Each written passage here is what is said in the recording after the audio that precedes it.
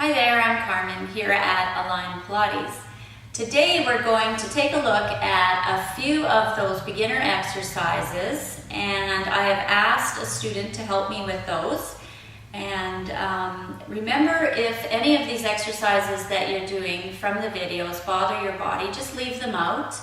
And this is not to substitute for any training that you should be doing at a studio. This is to sort of add to your practice. Okay, let's get started. So I have asked Susan to be my student for this video, and we're going to focus on the roll-up. I asked her before we began what exercise does she find gives her a bit of difficulty on the mat, and she came up with teaser and open leg rocker.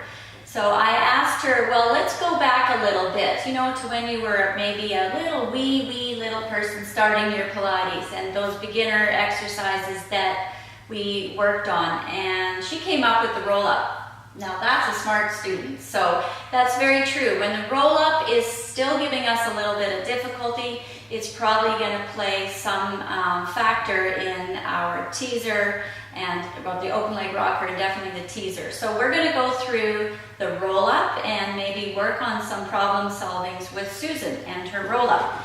So of course we're using the Pilates mat, and why wouldn't we? Whenever you're in the studio, make use of the strap for sure and a rigid mat, okay? So if you don't have one of these, I know that I have heard that some people will hook their feet under furniture at home. That might work. But in Susan's situation, I think part of our problem solving comes from overusing her legs. So if she's gripping under the furniture, it might take away from actually the back bending, okay? And I also know Susan's body. So the first thing I'm going to have her do is go into the straps. Now when she's into the straps, I already can, see that there's this extra energy sort of dialing in here rather than just a more softness to her legs. When we do Pilates, we want a certain, engagement, but we don't want to be stiff and rigid. And it's taken me many years to work through that. So I'm going to actually have her pointer just relax her toes. Good. And then I want you, Susan, to just sort of pick the strap up, not with the focus here, but I want you to reach from down in here through the back of your heel and then hold it. Oh, that's much better. You feel that? Mm-hmm. And it's not so tense. Right. Yeah? Yeah, so right away, all our energy is dialed in here. Okay, so that's just one thing. You can lie down because I know it's hard for you to sit up like that. It's kind of tough. Okay, so let's take that again where she's going to point her toes or just release from the strap. And then she's going to stretch through the back side here to lengthen. So it doesn't become an all quaddy thing, right? Do you even feel that differently, yeah. Susan? Yes. Yeah. So her setup or get up is already not stressing. She knows that strap's going to do the purpose of finding length through the back side of her body, connecting into her front body. Just pick up one of those bars there, Susan, the one you feel most comfortable with. Good. Is that the lighter one? You want to? Yeah. So we'll use the lighter one. That's fine. Bring your arms up to the ceiling. And you're going to reach your fingers long, Susan. Good. And then from that idea that lower half is reaching out that way, we're going to use the bar in our mind and reach the bar back away from our core.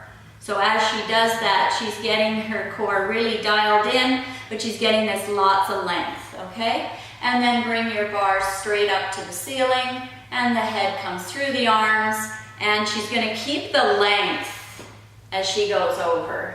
And she's going to keep going over her lengthened legs. Wow, Susan, I don't know, that was pretty good. Did you like that? Yeah. Okay, so we're going to keep that right here and then use the length through here to now take you back. So the length through there is going to take you back. Yeah, that's it. Great. And arms come up and then the head. And then she keeps this behind her. She keeps her length going there. That's going to help that low back, which is probably what's, you know, a little bit of their tricky spots, just a little bit lighter here. Relax this a bit, yeah. Is going to be her trickier spots in that open leg rocker and the teaser for sure. This is pretty much, you know, that sticky spot for her. Okay, another one. Arms go up, head through, shoulders down. Now use your strap to pull your ribs back. Allow them, no, go back with the ribs. Good, and then reach out long through the lower half of your legs. Wow, that was great. Good, Susan. Okay, and then back she goes down. So, what happens when you're practicing at home, you don't have a strap? Oh my God, you don't do it. No, I'm just kidding. Practice at home, take your straps off here. Good, put your bar down beside you. All right, so what's gonna happen now is, you know, in Joe's return to life, and it's always been taught to me, you're trying to go up one vertebra at a time. You're articulating the spine. So do you keep practicing that idea of hiya, or do you just go to where you can, come back down, and you sort of work through that difficult spot? So I'm going to leave that up to you, and that's a learning thing for, you know, you at home, you know, to work through that. You either decide this is the day you're going to give up that hiya or that crutch you're using of just lurching up, or you're going to really be thinking about that tip of that lower body. Okay, arms up.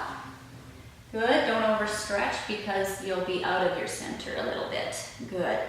And reach through the long body. And Susan, resolve the fact that you may not get up, okay? Just be okay with that. Good. Reach long, long through the legs, and keep going. Long through the backside. Well, I think that was okay, right? Wow. Yeah. Wow. Wow from the student. So here you've got to actually, okay, you got to reach long from your backside, not your knees, not your knees. Ah, yeah, and then she gets in her stomach. Wow, what was that like for you? That was good. That is good. Do you think that helped you a bit to understand what the point of the strap is? Absolutely. Yeah, rather than it's not a grip-a-thon, you know, with those tight legs. All right, so that was one way that we problem solved using Susan's body, and you know, it helped her to lengthen through the back of the leg and use that strap in a more efficient way to help her get deeper into her abdominals.